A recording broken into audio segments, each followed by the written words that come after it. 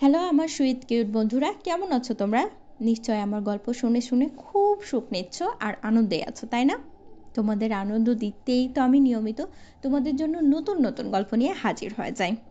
অনেকেই আমার ইমো নম্বর চেয়েছেন, তো আজকের এই ভিডিওতে যে লাইক করবে এবং চ্যানেলটি সাবস্ক্রাইব করে দেবে তাকেই আমি আমার ইমো নম্বরটি দিয়ে দেব। ধন্যবাদ।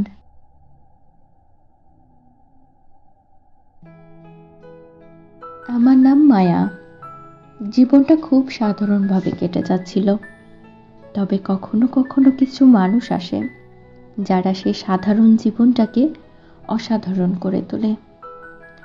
অরণ্য ছিল ঠিক তেমন একজন মানুষ। বিশ্ববিদ্যালয়ে ভর্তি হওয়ার প্রথম দিনই ওর সাথে আমার পরিচয়। আমি ক্যাম্পাসের বিশাল মাঠে একা একা হাঁটছিলাম।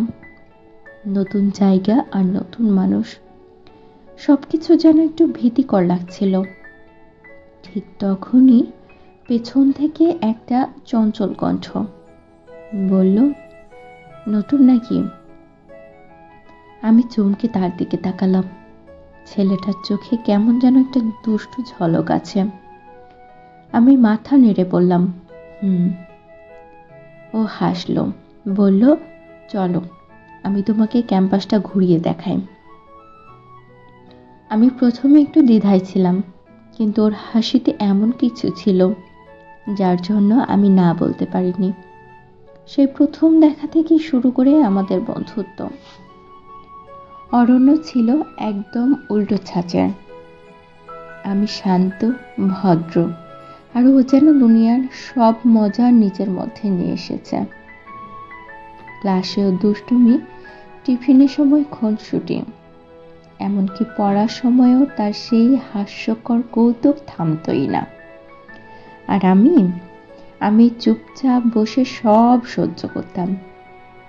একদিন লাইব্রেরিতে বসে পড়ছি, হঠাৎ দেখি ও আমার পাশে এসে বলল, তুমি কি কোনোদিন হাসো না?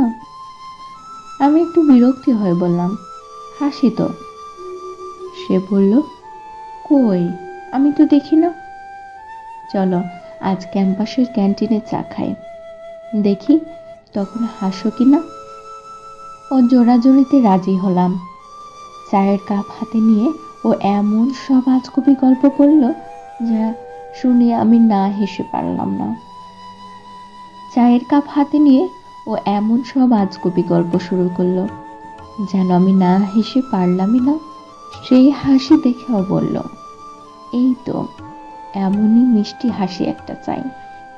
আমি চোখ গরম করে বললাম, সব সময় হবে না, বুঝলে? অরণ্য আমার কথা শুনে বেশ হাসল। এভাবেই আমাদের বন্ধুত্ব বেড়ে চলেছিল। ওর মধ্যে একটা ব্যাপার ছিল যেটা আমাকে ওর কাছে টানত। ওর সাথে সময় কাটানো মানেই ছিল হাসি, আনন্দ, আর একটু একটু করে ওকে নিজের করে ফেলা। একদিন হঠাৎ করে অরণ্য বলল, তুমি জানো মায়া, আমি কিন্তু তোমাকে পছন্দ করি। আমি থমকে গেলাম। বললাম, কি বললে তুমি? সে বলল, আমি বললাম তোমাকে ভালো লাগে। অনেকদিন ধরেই বলতে চাচ্ছিলাম, কিন্তু দেখো না, সাহসই করতে পারছিলাম না। আমি কিছু বলিনি, শুধু বললাম, সময় লাগবে বুঝতে। ও হেসে বলল, সময় নাও, কিন্তু ভাবনা বাদ দিও না। এরপর থেকে অরণ্য যেন আরো বেশি আমাকে ঘিরে রাখত। প্রতিদিন সকালে সে আমার জন্য ছোট্ট একটা বকুল ফুল এনে দিত আর বলতো, তোমার জন্য প্রতিদিন একটা করে স্মৃতি জমাবে। আমি হাসতাম তার কথা শুনে। এভাবেই দিন কাটছিল। বন্ধুরা আমাদের নিয়ে মজা করত, বলতো, তোমরা তো একেবারে আদর্শ কাপল। আমি লজ্জা পেয়ে চোখ নামিয়ে নিতাম, আর অরণ্য এক গাল হেসে বলতো, আমরা তো বন্ধু, তাই না মায়া? বন্ধুত্বের আড়ালে যে ভালোবাসা জমেছিল সেটা বুঝতে দেরি হয়নি। একদিন ক্লাস শেষে নদীর ধারে বসেছিলাম। গোধূলির আলোয় অরণ্য বলল, তুমি কি জানো, আমি চাই এই মুহূর্তটা কখনো শেষ না হয়। আমি বললাম, সব মুহূর্তই তো একরকম ফুরিয়ে যাবে। আমি বললাম, সব মুহূর্তই তো একসময় ফুরিয়ে যাবে। ও একটু চুপ থেকে বলল, কিন্তু কিছু কিছু মুহূর্ত মনে থেকে যায়, তাই না? আমি মাথা নাড়ালাম। সেই দিন অরণ্য আমার হাতটা ধরেছিল। প্রথম স্পর্শ একটা অন্যরকম অনুভূতি হয়েছিল। আমাদের সম্পর্কটা ধীরে ধীরে গভীর হচ্ছিল। বিশ্ববিদ্যালয়ের আড্ডা, রিকশায় ঘোরাঘুরি, লুকিয়ে সিনেমা দেখা আর ছোটখাটো খুনসুটি, সব মিলিয়ে একটা পরিপূর্ণ ভালোবাসার গল্প তৈরি হচ্ছিল। একবার আমার শরীর খারাপ হয়েছিল। অরণ্য পুরো একদিন আমার পাশে বসে থেকেছিল, হাসতে হাসতে পড়েছিল। এই গরমের মধ্যে অসুস্থ হওয়াটা কি খুব জরুরি ছিল? আমি তখনও জ্বরের ঘোরে হাসতে চেয়েছিলাম। ও বলেছিল, আমি চাই না তুমি কখনো কষ্ট পাও। সব হাসি আমি নিজের করে নিতে চাই। একদিন খুব বৃষ্টি পড়ছিল।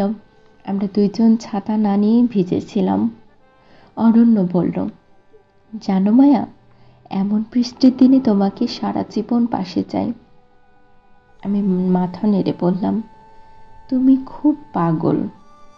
ও হাসল, বলল, পাগল হলেও তোমার পাগল।